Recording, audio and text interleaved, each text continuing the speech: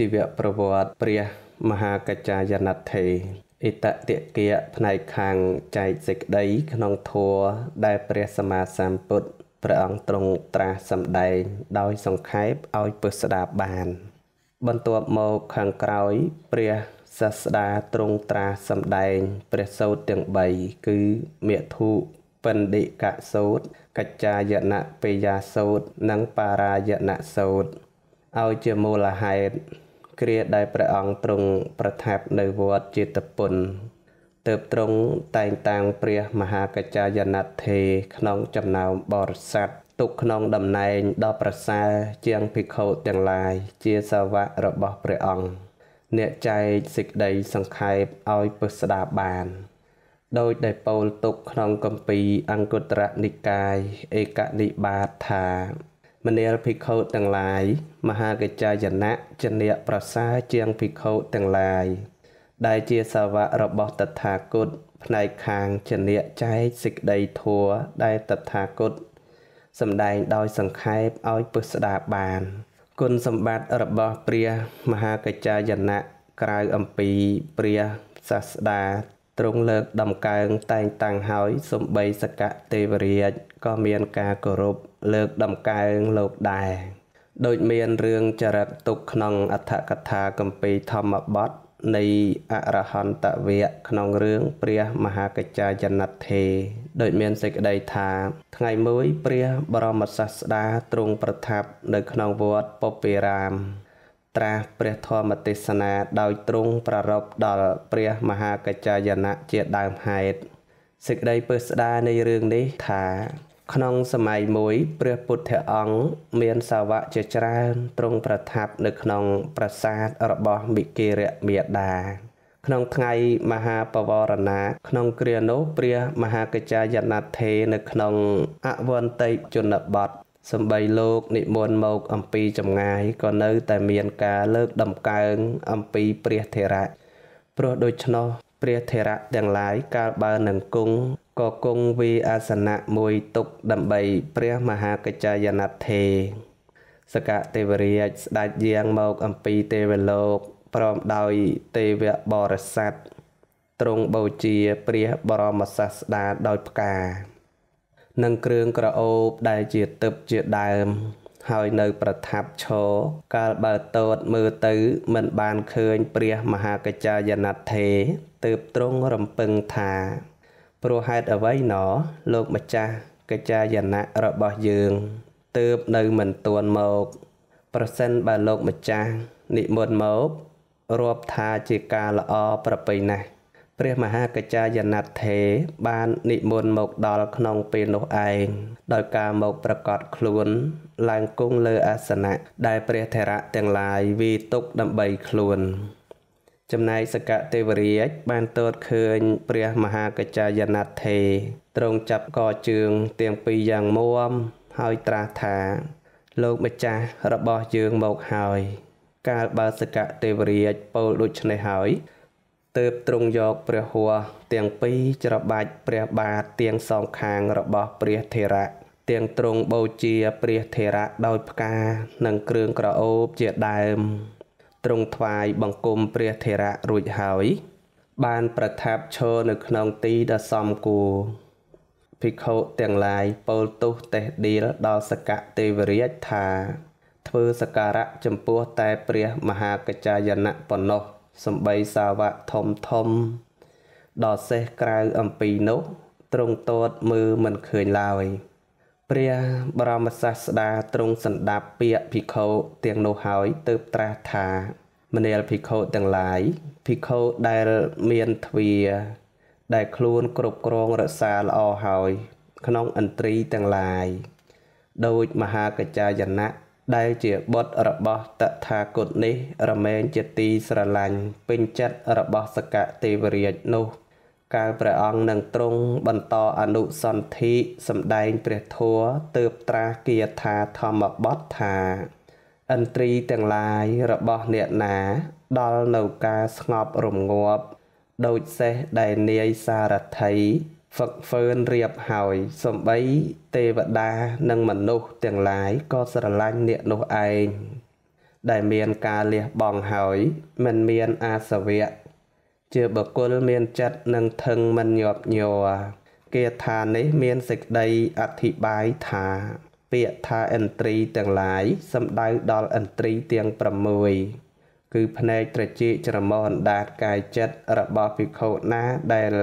ដល់នៅភាពស្ងប់គឺជាឥន្ទ្រីដែលខ្លួនទូមានបានអស់ហើយ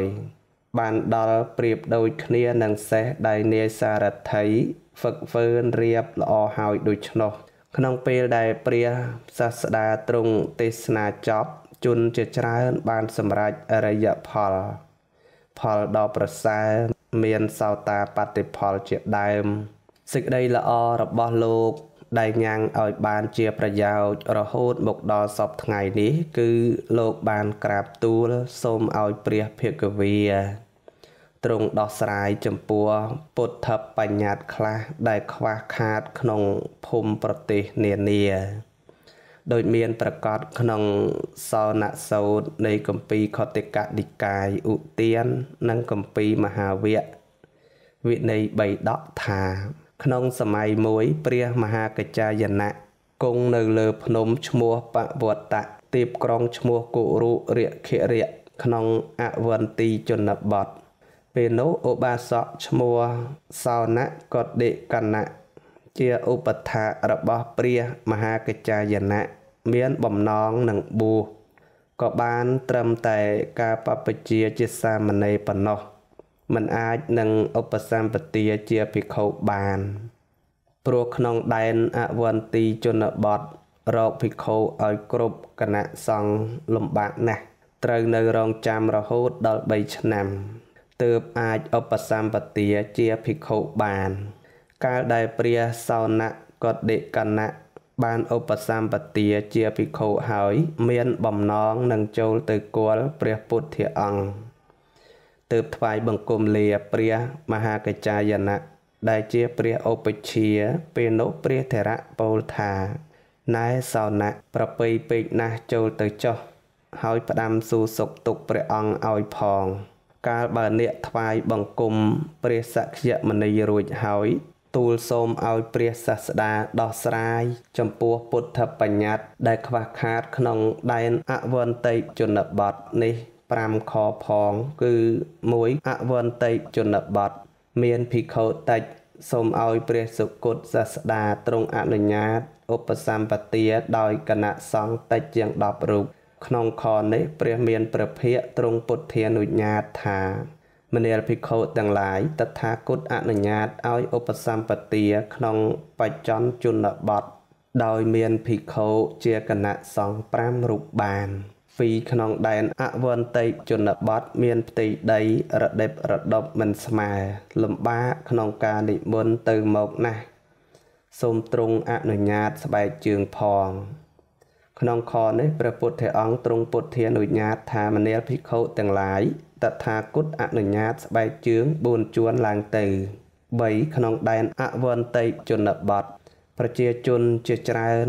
មានទំនៀមទម្លាប់និយមងូតទឹកចនិចប្រកបដោយសេចក្តីស្អាតព្រោះទឹកហេតុនេះសូមឲ្យព្រះអង្គទ្រង់អនុញ្ញាតផងក្នុងខនេះព្រះពុទ្ធអង្គក៏ទ្រង់អនុញ្ញាតថាមនាលភិក្ខុទាំងឡាយតថាគតអនុញ្ញាតការងូតទឹកបានជានិច្ច4ក្នុងដែនអវន្ទីជនបទមានកម្រាលស្បែកទាំងឡាយមានស្បែកពពែស្បែកជាមស្បែកម្រឹកសូមឲ្យព្រះអង្គទ្រង់អនុញ្ញាតផងក្នុងខនេះព្រះពុទ្ធអង្គក៏ទ្រង់ពុទ្ធានុញ្ញាតឲ្យភិក្ខុប្រើប្រាស់កម្រាលដែលធ្វើដោយស្បែកនោះបាន5ក្នុងដែនអវន្តិជនបទឥឡូវនេះមនុស្សទាំងឡាយគេប្រគេនចីវរដើម្បីពួកភិក្ខុ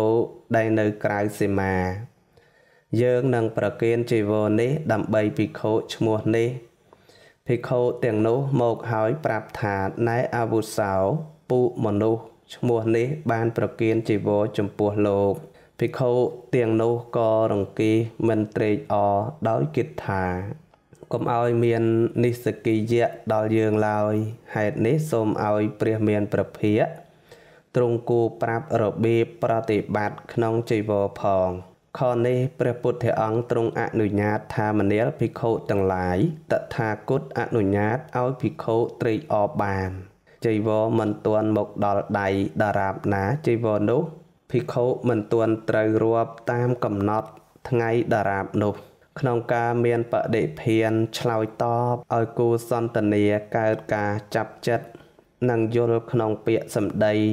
ដែលបានពង្យល់ហើយនោះព្រះមហាកច្ចាយនថេររាប់ជាព្រះថេរៈមួយរូបដែលមានបដិភានក្នុងការឆ្លើយ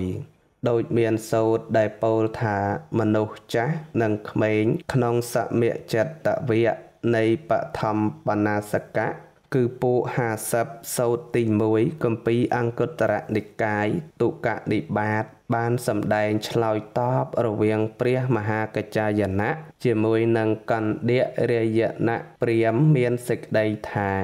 គ្រាមួយព្រះមហាកច្ចាយណៈសម្រាកនៅគន្ធាវ័នបែរក្រុងមិថុរាក្នុងពេលនោះកណ្ឌិរាយណៈព្រាហ្មណ៍ចូលទៅរកព្រះថេរៈហើយពោលថាលោកម្ចាស់កច្ចាយណៈខ្ញុំព្រះករុណាបានឮមកថាលោកម្ចាស់កច្ចាយណៈមិនសំពះមិនក្រោកទទួលនៅព្រាហ្មណ៍ចាស់ជរាមិនឲ្យអាសនៈដល់ព្រាហ្មណ៍ចាស់ជរាកាលដែលលោកម្ចាស់កច្ចាយណៈធ្វើយ៉ាងនេះមិនសមគួរឡើយព្រះមហាកច្ចាយនថេរតបថាណែព្រាហ្មណ៍មនុស្សចាស់ឬក្មេងក្នុងធម្មវិន័យនេះព្រះអរហន្តសម្មាសម្ពុទ្ធទ្រង់ត្រាស់សម្ដែងទុកថាសំបីមនុស្សចាស់ជរាដល់អាយុ80ឆ្នាំឬ100ឆ្នាំក៏ដោយប្រសិនបើនៅបរិភោគកាមដេកនៅក្នុងកាមជាអ្នកក្តៅក្រហាយដោយកាមជាអ្នកមាននៅកាមវិតកៈឬកំពុងខ្វល់ខ្វាយស្វែងរកកាមក៏នៅតែរាប់ថាជាមនុស្សក្មេងដោយពិតមិនរាប់ថាជាមនុស្សចាស់ជរាឡើយប៉ុន្តែសំបីមនុស្សនោះនៅក្មេងក៏ដោយមានសក់ខ្មៅស្រិលក៏ដោយនៅក្នុងបឋមវ័យក៏ដោយប្រសិនបើមិនបរិភោគកាមមិនដេកក្នុងកាមមិនក្តៅក្រហាយដោយកាមមិនមានកាមវិតកៈ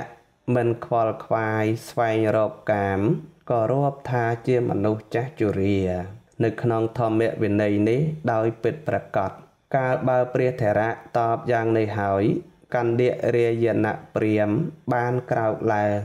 ដណ្ដប់សម្ពុតឈៀងស្មាម្ខាងក៏បានក្រាបថ្វាយបង្គំព្រះថេរៈហើយពោលឡើងថាលោកម្ចាស់ជាមនុស្សចាស់ចំណែកខ្ញុំព្រះករុណាជាមនុស្សក្មេង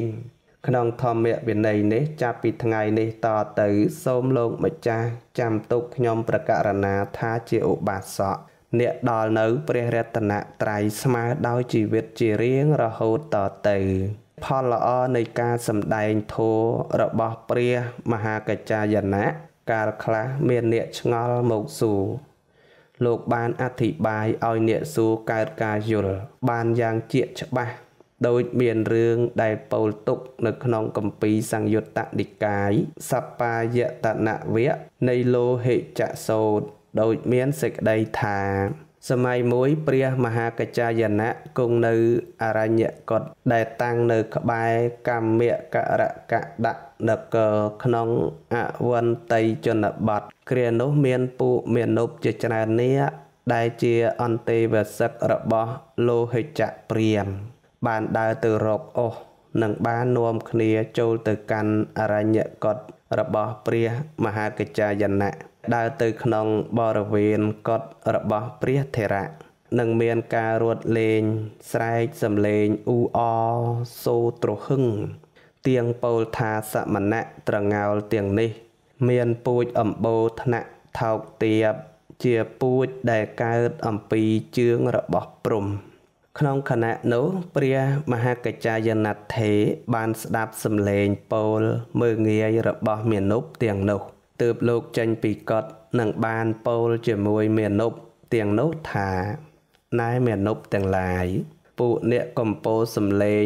លោឡាអ្វីឡើយចាំអាត្មានឹងពោលធัวឲ្យពួកអ្នកបានស្ដាប់កាលបើព្រះមហាកច្ចាយណៈមានថេរៈដីកាយ៉ាងនេះ Pụ miền nộp tiền nốt còn nôm khné nơi nghiêm hỏi bàn bầu cho mùi miền nộp tiền nốt đói kia thả đai chia thua tiền lái thả Priam Pụ Na rờ mến rờ lực nâu thua rờ bò Priam pi bồ ràn bán Priam tiền nốt trên địa bùng bùa bòm phốt đòi sở Priam tiền lái pi bồ ràn đai sùng rùm nực nông thùy bán Cụp krong đòi lọ hỏi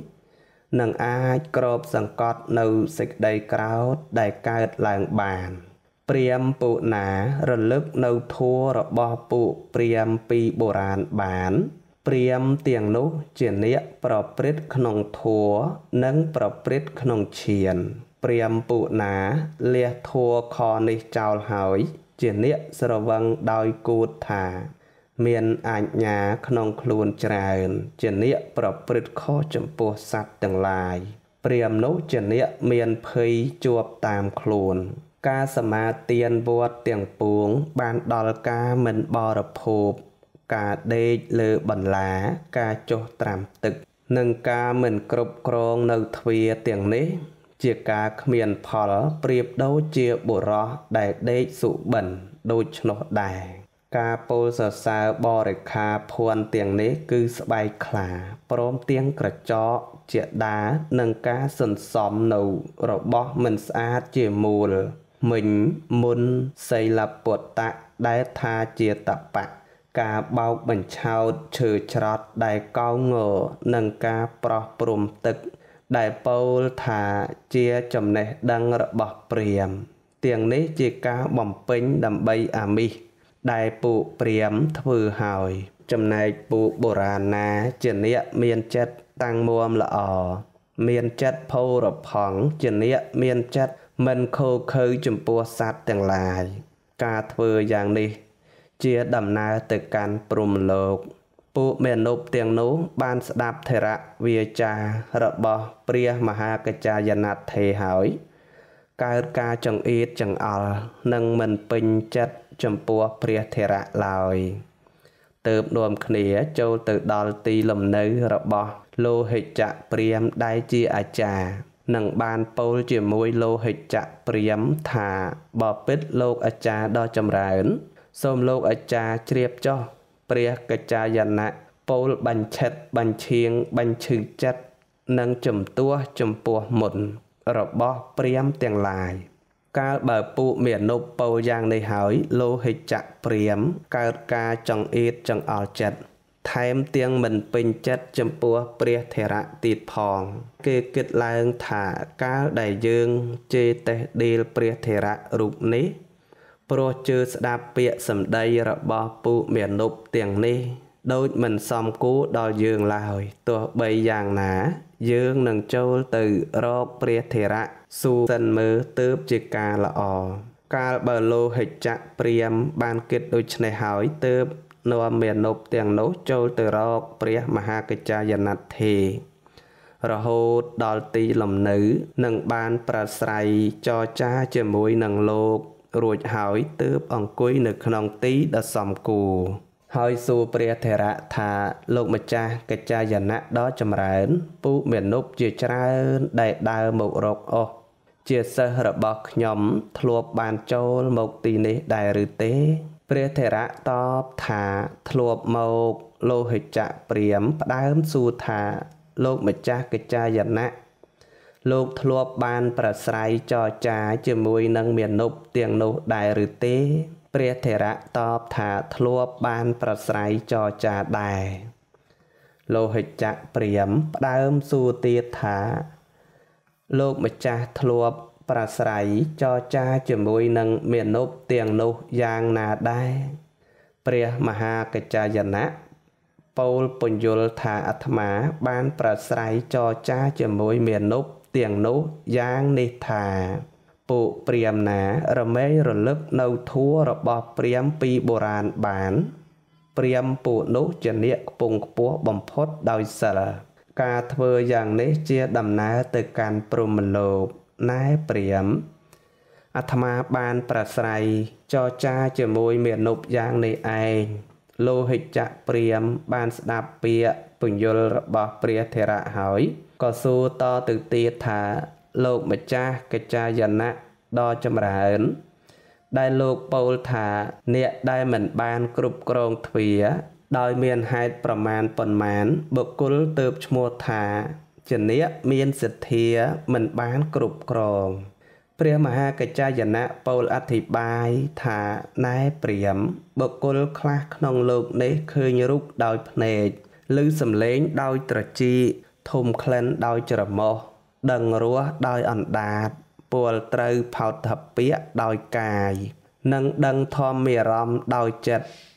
ហើយរមែងពេញចិត្តក្នុងរូបសំឡេងក្លិនរសផោតភៈនិងធម្មអារម្មណ៍ដែលជាទីពេញចិត្តជាអ្នកមិនមានសតិតាំងមួមមិនរវាងនិងមិនដឹងច្បាស់នៅចេតោវិមុតបញ្ញាវិមុតតាមពិត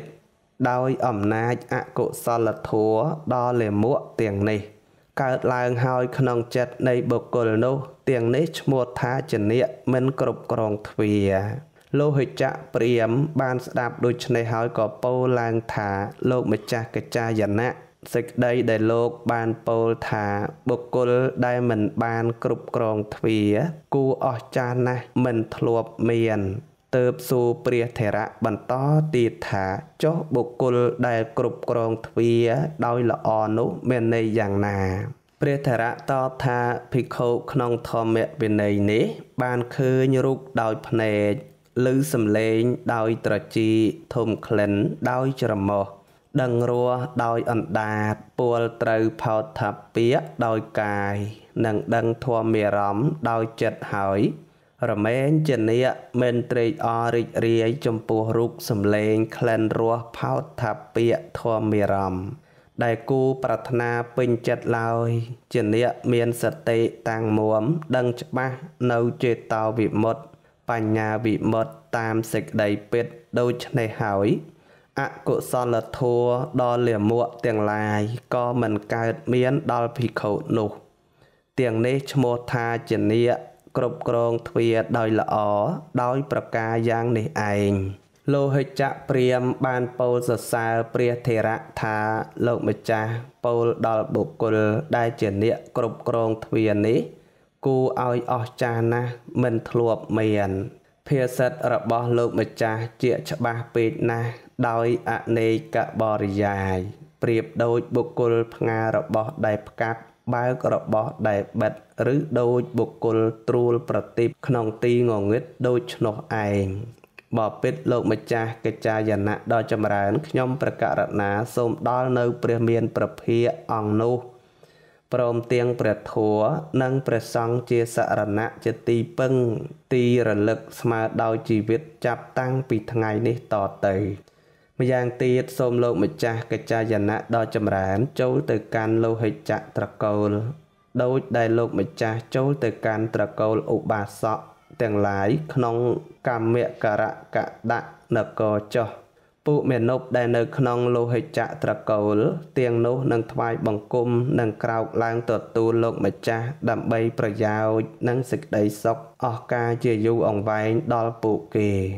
ដោយមានរឿងសម្ដែងហេតុផលថាព្រះមហាកិច្ចយនដ្ឋេរលោកមានរូបរាងកាយស្អាតណាស់មានសម្បុរលឿងដូចមាសគួរឲ្យស្រឡាញ់មាននៅក្នុងអត្ថកថាគម្ពីរធម្មបទនៃចិត្តវៈក្នុងរឿងព្រះសោរិយថេរដោយមានសេចក្តីថានៅក្នុងសោរិយនគរមានសេដ្ឋីបុត្រម្នាក់ឈ្មោះសោរិយៈបានអង្គុយលើយានជាមួយនឹងសម្លាញ់ចេញអំពីក្រុងដើម្បីងូតទឹករួមជាមួយនឹងបរិវារជាច្រើននាក់គណៈនោះព្រះមហាកិច្ចយនដ្ឋេរចូលទៅបិណ្ឌបាតក្នុងសោរិយនគរមុននឹងចូលទៅក្នុងក្រុងលោកឃ្លុំចីវរនៅក្រៅក្រុងធ្វើឲ្យសោរិយៈក្រឡេកមើលឃើញសម្បុរកាយពួរដូចមាសទើបគិតឡើងថាសូមឲ្យព្រះថេរៈរូបនេះបានជាភរិយារបស់យើង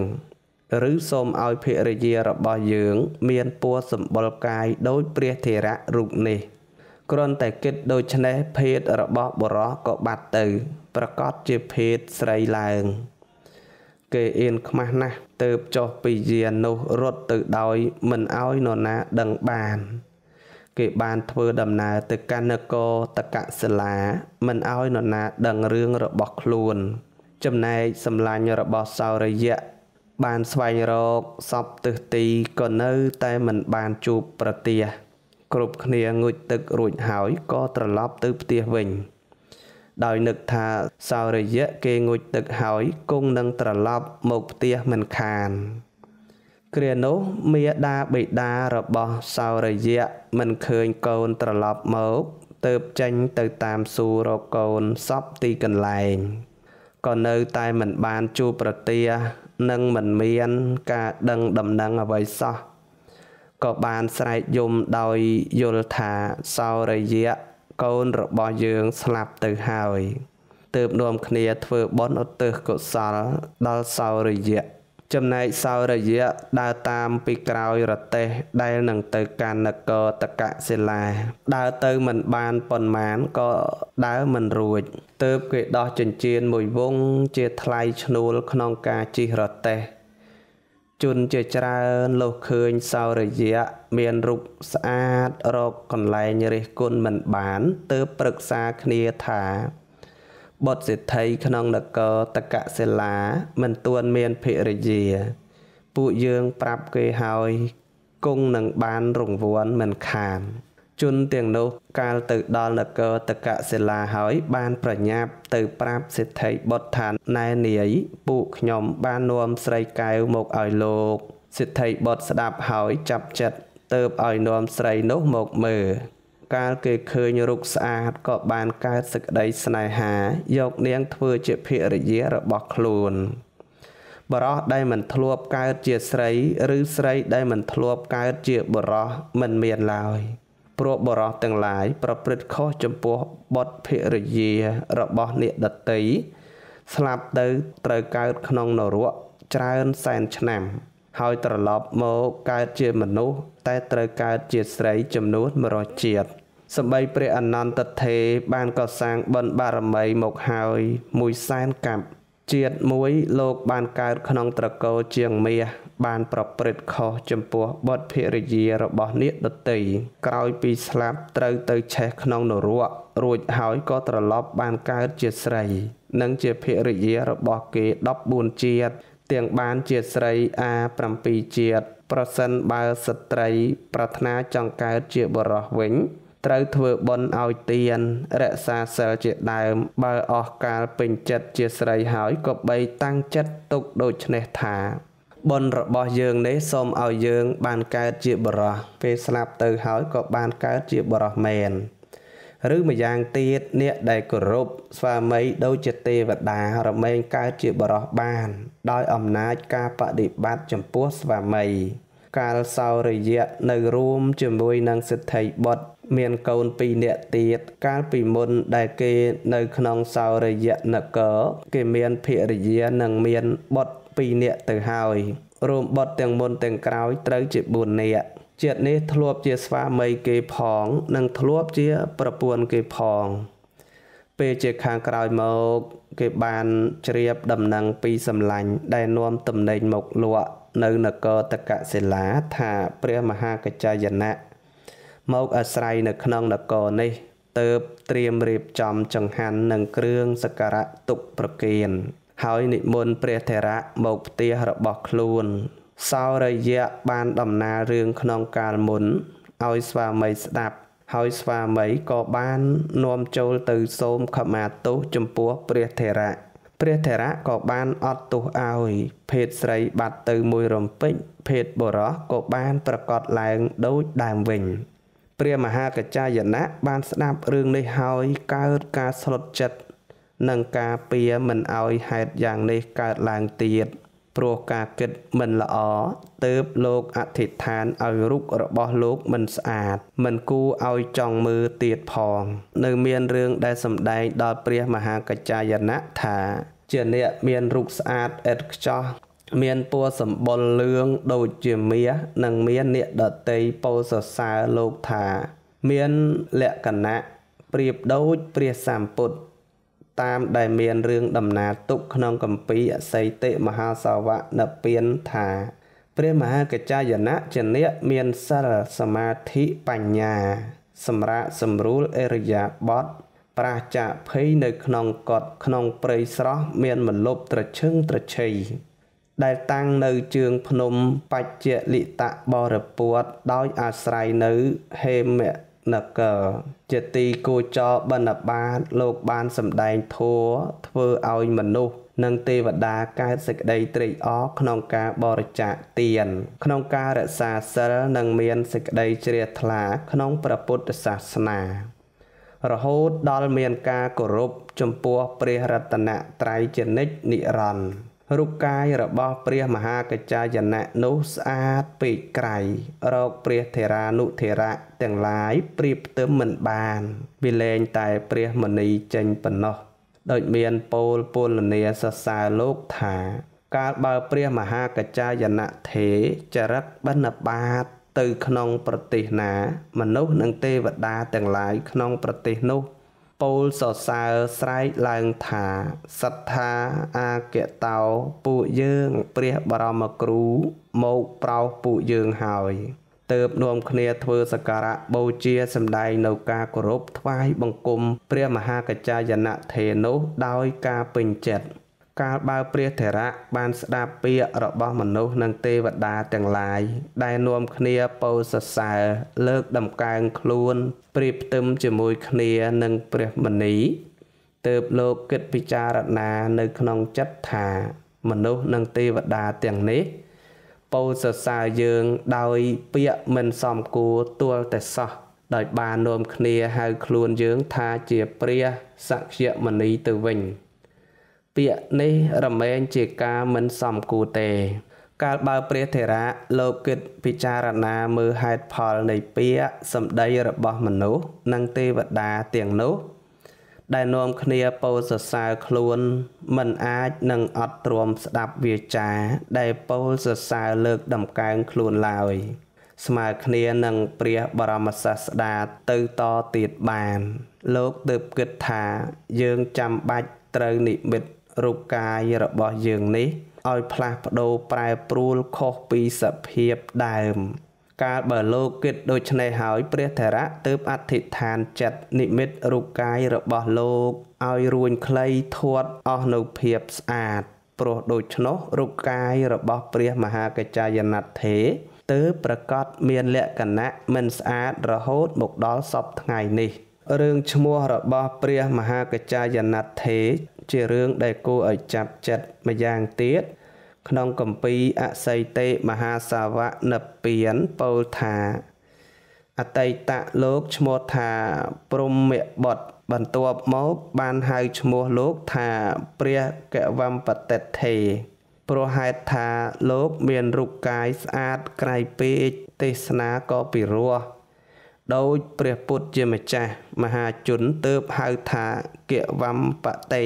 ប្រែថាម្ចាស់នៃពាក្យនិយាយកាលដែលមានចំណេះចេះដឹងអាចអធិប្បាយសេចក្តីឲ្យយល់បានងាយនាំយកហេតុផលមកពន្យល់ឲ្យអ្នកស្ដាប់យល់ចូលចិត្តព្រមទទួលការពិតព្រះមហាកច្ចាយណៈថេររាប់ថាជាព្រះធេរៈមួយរូបដែលបានធ្វើសេចក្តីល្អជាច្រើនដោយមានរឿងចរិតទុកក្នុងគម្ពីរមជ្ឈិមនិកាយមជ្ឈិមបណ្ណាសកៈនៃមិថុរសូត្រហើយរឿងនេះនៅជាលក្ខដ្ឋានបង្ហាញឲ្យបានដឹងថាលោកមានអាយុយឺនយូរមកដល់ក្រោយព្រះពុទ្ធជាម្ចាស់ទ្រង់រំលត់ខណ្ឌបរិនិព្វានហើយមានសេចក្តីថាសម័យមួយព្រះមហាកច្ចាយណៈថេរសម្រានអរិយាបថនៅក្នុងគន្ធេវ័នទីក្រុងមិថុរាព្រះបាទមិថុរារាជអវន្តីបុត្របានឮដំណឹងថាមនាលយើងដ៏ចម្រើនសមណៈឈ្មោះកច្ចាយណៈឥឡូវនេះគង់នៅក្នុងគន្ធេវ័នទីក្រុងមិថុរាកិត្តិស័ព្ទដ៏ប្រពៃយ៉ាងនេះរបស់ព្រះកច្ចាយណៈដ៏ចម្រើននោះឯងតែងផ្សាយទៅសពទិសថាលោកជាបណ្ឌិតឆ្លៀសវៃមានបញ្ញាជាពហុសោតមានសម្ដីដ៏វិចិត្រមានបញ្ញាដ៏ល្អជាអ្នកចាស់ព្រឹទ្ធាផងជាព្រះអរហន្តផង ការបានឃើញព្រះអរហន្តមានសភាពយ៉ាងនេះជាការញ៉ាំងប្រយោជន៍ឲ្យសម្រេចដោយពិតគ្រានោះព្រះបាទមិថុរៈរាជអវន្តិបុត្រទ្រង់ឲ្យរៀបចំយានទាំងឡាយដែលល្អទ្រង់ឡើងគង់លើយានដែលល្អហើយទ្រង់ស្ដេចចេញចាកក្រុងមិថុរាដោយយានទាំងឡាយដែលល្អដើម្បីជួបនឹងព្រះមហាកច្ចាយណៈដោយរាជានុភាពដ៏ធំទ្រង់ស្ដេចទៅដោយយានកំណត់ត្រឹមផែនដីដែលបរយានទៅបានហើយទ្រង់យាងចុះពីយានទ្រង់ព្រះដំណើរទៅដោយព្រះបាទាចូលទៅរកព្រះមហាកច្ចាយណៈលុះចូលទៅដល់ហើយក៏ធ្វើសេចក្តីរីករាយជាមួយនឹងព្រះថេរៈលុះបញ្ចប់ពាក្យដែលគួររីករាយហើយនិងពាក្យដែលគួររំលឹកហើយក៏គង់ក្នុងទីដ៏សមគួរព្រះបាទមិថុរៈរាជបុត្រលុះគង់នៅក្នុងទីដ៏សមគួរហើយមានព្រះបន្ទូលនឹងព្រះមហាកច្ចាយណៈដ៏មានអាយុថាបើពិតលោកម្ចាស់ដ៏ចម្រើនពួកព្រាហ្មណ៍នាំគ្នាពោលយ៉ាងនេះថាពួកព្រាហ្មណ៍ជាវណ្ណៈខ្ពស់ជនដទៃជាវណ្ណៈទាបពួកព្រាហ្មណ៍ជាវណ្ណៈសជនដទៃជាវណ្ណៈខ្មៅពួកព្រាហ្មណ៍បរិសុទ្ធជនមិនមែនព្រាហ្មណ៍មិនបរិសុទ្ធឡើយពួកព្រាហ្មណ៍ជាបុត្ររបស់ព្រហ្មជាឱរសកើតអំពីព្រះឱសព្រហ្មមានព្រហ្មជាកំណើតព្រហ្មបានតាក់តែងឲ្យកើតជាអ្នកទទួលមរតករបស់ព្រហ្មដូច្នេះសេចក្តីនេះព្រះកច្ចាយណៈដ៏ចម្រើននឹងពោលដូចម្ដេចទៅវិញព្រះមហាកច្ចាយណៈថ្វាយព្រះពរថាបពិតមហារាជសំឡេងនេះតែងប្រកាសក្នុងលោកថាពួកព្រាហ្មណ៍ជាវណ្ណៈខ្ពស់ជនដទៃជាវណ្ណៈទាបជាដើមជាអ្នកទទួលមរតករបស់ព្រហ្មដូច្នេះដោយហេតុណាហេតុនោះអ្នកប្រាជ្ញក៏បីដឹងដោយបរិយាយដូចតទៅនេះថាបពិតមហារាជព្រះអង្គសម្គាល់សេចក្តីនោះដូចម្ដេចបើក្សត្រក៏បីសម្រេចឥទ្ធានុភាពដោយទ្រព្យដោយស្រូវដោយប្រាក់ឬដោយមាសតើក្សត្រដតីក៏បីជាអ្នកតើនឡើងមុនផ្ទុំក្រោយទទួលស្ដាប់ការអ្វីប្រព្រឹត្តអំពើជាទីគប់ចិត្តពោលពាក្យជាទីស្រឡាញ់នៃក្សត្រនោះឬទេព្រាហ្មណ៍ក្តីវស្សៈក្តីសុទ្ធៈក្តីក៏បីជាអ្នកក្រោកឡើងមុនដេកក្រោយក្តីទទួលស្ដាប់ការអ្វីប្រព្រឹត្តអំពើជាទីគប់ចិត្តពោលពាក្យជាទីស្រឡាញ់នៃក្សត្រនោះឬទេព្រះបាទមិថុរៈរាជត្រាស់ថាបពិតព្រះកច្ចាយណៈដ៏ចម្រើនបើក្សត្រក៏បីសម្រេចឥទ្ធានុភាពដោយទ្រព្យដោយស្រូវដោយប្រាក់ឬដោយមាសក្សត្រដតីក៏ជាអ្នកត្រូវតើនឡើងមុនទុំក្រោយទទួលស្ដាប់ការអ្វីប្រព្រឹត្តអំពើជាទីគប់ចិត្តពោលពាក្យជាទីស្រឡាញ់នៃក្សត្រនោះឯងព្រាហ្មណ៍ក្តីវស្សៈក្តីសុទ្ធៈក្តីក៏ជាអ្នកត្រូវក្រោកឡើងមុនដេកក្រោយទទួលស្ដាប់ការអ្វីប្រព្រឹត្តអំពើជាទីគប់ចិត្តពោលពាក្យជាទីស្រឡាញ់នៃក្សត្រនោះឯងព្រះថេរៈសួរបន្តទៀតថាបពិតមហារាជប្រសិនបើសេចក្តីត្រូវការរបស់វស្សៈសុទ្ធៈក្សត្រព្រាហ្មណ៍នឹងត្រូវសម្រេចដោយទ្រព្យស្រូវឬមាសប្រាក់ហើយសុទ្ធៈក្សត្រព្រាហ្មណ៍ត្រូវភ្ញាក់មុនផ្ទុំក្រោយត្រូវរងចាំស្ដាប់ទទួលបម្រើ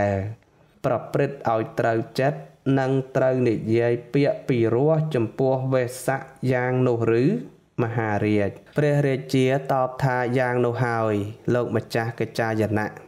ព្រះថេរៈសួរបន្តទៀតថាបពិតមហារាជប្រសិនបើសេចក្តីត្រូវការរបស់សុទ្ធៈវស្សៈក្សត្រព្រាហ្មណ៍នឹងត្រូវសម្រេចដោយទ្រព្យស្រូវឬមាសប្រាក់ហើយវស្សៈក្សត្រព្រាហ្មណ៍ត្រូវភ្ញាក់មុនផ្ទុំក្រោយត្រូវរងចាំស្ដាប់ទទួលបម្រើប្រព្រឹត្តឲ្យត្រូវចិត្តនិងត្រូវនិយាយពាក្យពីរោះចំពោះសុទ្ធៈយ៉ាងនេះឬមហារាជព្រះរាជាតបថាបពិតលោកម្ចាស់កច្ចាយណៈយ៉ាងនោះហើយ ព្រះថេរៈសួរបន្តទៅទៀតថាបពិតមហារាជប្រសិនបើសេចក្តីត្រូវការរបស់ព្រាហ្មណ៍វស្សៈសត្យក្សត្រនឹងត្រូវសម្រេចដោយទ្រព្យស្រូវឬមាសប្រាក់ហើយវស្សៈសត្យក្សត្រត្រូវភ្ញាក់មុនផ្ទុំក្រោយត្រូវរងចាំស្ដាប់ទទួលបម្រើប្រព្រឹត្តឲ្យត្រូវចិត្តនឹងត្រូវនិយាយពាក្យពិរោះចំពោះវស្សៈយ៉ាងនោះឬមហារាជព្រះរាជាតបថាយ៉ាងនោះហើយលោកម្ចាស់កិច្ចាយណៈព្រះថេរៈទើបសួរទៀតថាបពិតមហារាជកាលបើយ៉ាងនោះបុគ្គលទាំង4ពួកនេះរមែងជាអ្នកស្មើគ្នាមិនមែនឬតើមហារាជទ្រង់មានព្រះទ័យយល់យ៉ាងណាក្នុងបុគ្គលទាំង4ពួកនោះព្រះរាជាតបថាបពិតលោកម្ចាស់កិច្ចាយណៈកាលបើយ៉ាងនោះបុគ្គលទាំង4ពួកនេះជាអ្នកស្មើគ្នាទាំងអស់ខ្ញុំព្រះករុណាមិនឃើញការប្លែកផ្សេងគ្នាយ៉ាងណានេះមួយឡើយព្រះថេរៈសួរបន្តទៅទៀតថាបពិតមហារាជសូមទ្រង់ជ្រាបនៅសេចក្តីនេះដោយហេតុផលដូចតទៅទៀតថាប្រសិនបើក្សត្រព្រាហ្មណ៍វស្សៈសត្យសម្លាប់សត្វលួចទ្រព្យគេប្រព្រឹត្តខុសក្នុងប្រពន្ធកូនអ្នកដតីនិយាយកុហកនិងញុះញង់និយាយពាក្យរួយរាយឥតប្រយោជន៍ចិត្តរំពៃចង់បានទ្រព្យរបស់គេមានចិត្តគិតព្យាបាទមានការយល់ខុសពេលបុគ្គលទាំងនោះស្លាប់ទៅហើយនឹងទៅកើតក្នុងអបាយភូមិទុគតិវិនិបាតនរកដូច្នេះឬមហាបពិតព្រះរាជាត្រាស់តបថាខ្ញុំបកករណាបានស្ដាប់ថេរវាចារបស់ព្រះអរហន្តទាំងឡាយថាបុគ្គលធ្វើអំពើអាក្រក់ទាំងនោះក្រោយអំពីស្លាប់ហើយរមែងទៅកើតក្នុងអបាយភូមិដូចគ្នាទាំងអស់ព្រះថេរៈសួរទៀតថាបពិតមហារាជប្រសិនបើយ៉ាងនោះបុគ្គលទាំង4ពួកនេះជាអ្នកស្មើគ្នាឬមានសេចក្តីប្លែកផ្សេងពីគ្នាយ៉ាងណាព្រះរាជាត្រាស់តបថាបុគ្គលទាំង4ពួកនេះជាអ្នកស្មើគ្នាព្រមទាំងមិនឃើញការប្លែកគ្នាត្រង់កន្លែងណានេះមួយឡើយព្រះថេរៈបានដោះស្រាយបញ្ហាជាច្រើនទៀតពន្យល់ធ្វើឲ្យព្រះរាជាយល់តាមសេចក្តីពិតហើយក៏កើតសេចក្តីត្រេកអររីករាយចំពោះភាសិតទាំងនោះដែលព្រះមហាកិច្ចាយណៈបានសម្ដែងហើយព្រះបាទមិថុរារាជអវន្តិបុត្រទ្រង់ត្រាស់សរសើរព្រះថេរៈថាបពិតលោកម្ចាស់ថេរវិចាររបស់លោកម្ចាស់ជាច្បាស់ពេកណាស់លោកម្ចាស់បានសម្ដែងធម៌ដល់ខ្ញុំព្រះករុណាដោយអនេកបរិយាយដើម្បីឲ្យបានជាប្រយោជន៍ដល់ខ្ញុំព្រះករុណា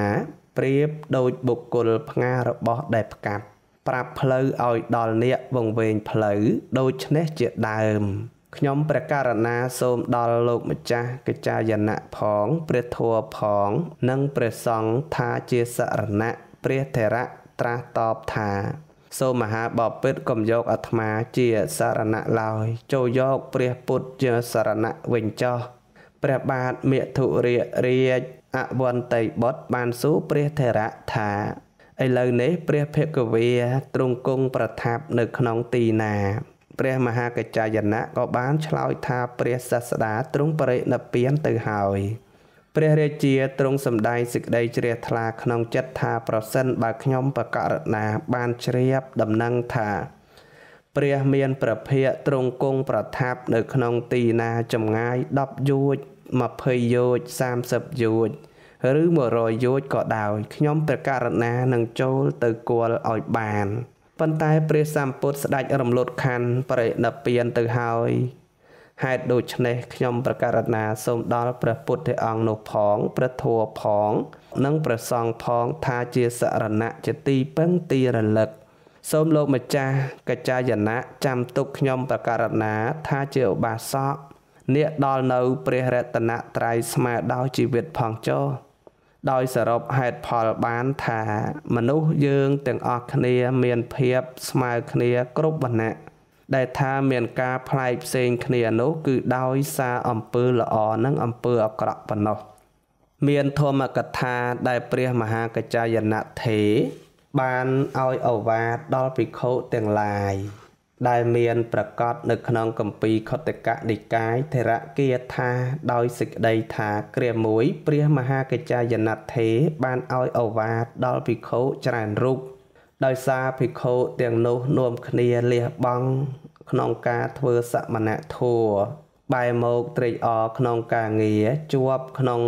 រសអាហារជាអ្នកពេញចិត្តនិងពុគណៈរស់នៅច្រើនទៅដោយសេចក្តីប្រាថ្នាទើបព្រះថេរៈឲ្យឱវាទថាបព្វជិតមិនក៏បីធ្វើនៅកម្មច្រើនទេក៏បីលះបង់ជន់បាបមិត្តមិនក៏បីខ្វល់ខ្វាយដើម្បីលៀបទេព្រោះបព្វជិតអ្នកខ្វល់ខ្វាយជាប់ចិត្តក្នុងរសរមែងលះបង់ប្រយោជន៍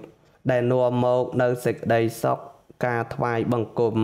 និងការបូជាក្នុងត្រកូលទាំងឡាយពួកព្រះអរិយៈដឹងច្បាស់នៅការថ្វាយបង្គំនិងការបូជានោះថាដូចជាភក់ទាំងដឹងថាជាសដ៏ឆ្មាគេកម្រដកបានជាគ្រឿងសក្ការៈដែលបុរសអាក្រក់លះបង់បានដោយកម្របុគ្គលមិនក៏បីសែបនៅអំពើអាក្រក់ដោយខ្លួនឯងព្រោះបំពេញទុក្ខដល់សត្វដទៃទាំងមិនក៏បីញ៉ាំងបុគ្គលដទៃឲ្យសែបនៅអំពើអាក្រក់នោះព្រោះថាសត្វទាំងឡាយមានកម្មជាផៅពងបុគ្គលជាចោរព្រោះពាក្យអ្នកដទៃក៏ទេបុគ្គលជាអ្នកប្រាជ្ញព្រោះពាក្យអ្នកដទៃក៏ទេបុគ្គលដឹងខ្លួនឯងយ៉ាងណាសូម្បីពួកទេវតាក៏ដឹងបុគ្គលនោះដូច្នោះដែរពួកជនផ្ដេសផ្ដាសរមែងមិនដឹងច្បាស់ថាយើងទាំងឡាយនឹងលំបាកក្នុងលោកនេះតែពួកជនណាដឹងច្បាស់ក្នុងដំណើរនោះការចំនួនតែងស្ងប់រងាប់ទៅអំពីសំណាក់ពួកជននោះបុគ្គលប្រកបដោយបញ្ញាបើទុកជាអស់សម្បត្តិរលីងធេងក៏ឈ្មោះថារស់នៅឯបុគ្គលមានសម្បត្តិឈ្មោះថាមិនរស់នៅព្រោះការមិនបាននៅបញ្ញា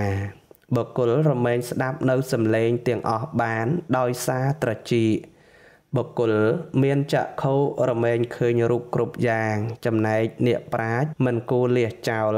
ឬប្រកាន់នៅអារម្មណ៍ទាំងពួងដែលខ្លួនឃើញហើយឮហើយឡើងបុគ្គលអ្នកមានភ្នែកក៏បីធ្វើដូចជាខ្វាក់បុគ្គលអ្នកមានត្រចៀកក៏បីធ្វើដូចជាថ្លោះបុគ្គលអ្នកមានបញ្ញាក៏បីធ្វើដូចជាកបុគ្គលអ្នកមានកម្លាំងក៏បីធ្វើដូចជាអ្នកខ្សោយកម្លាំងតែការបើហេតុមិនគួរធ្វើកើតឡើងហើយត្រូវដេកដូចជាស្លាប់ជីវប្រវត្តិព្រះមហាកិច្ចាយនដ្ឋេរលោកមានភាពឆ្លាតក្នុងការចែកសេចក្តីសង្ខេបឲ្យពុស្ដាបានលោករំលត់ខណ្ឌបរិនិព្វានក្រោយពីព្រះមានព្រះភិក្ខស្ដេចរំលត់ខណ្ឌបរិនិព្វានហើយដោយមានការសម្ដែងទុកក្នុងមធុរៈសូត្រហើយឋានទីដែលព្រះមហាកិច្ចាយនដ្ឋេរបរិនិព្វាននោះមិនបានឃើញមានការពោលទុកក្នុងទីកន្លែងណានេះមួយឡើយជីវប្រវត្តិព្រះមហាកិច្ចាយនដ្ឋេរក៏សន្មតថានឹងចប់ដោយសង្ខេបប៉ុណ្ណេះសូមអនុមោទនា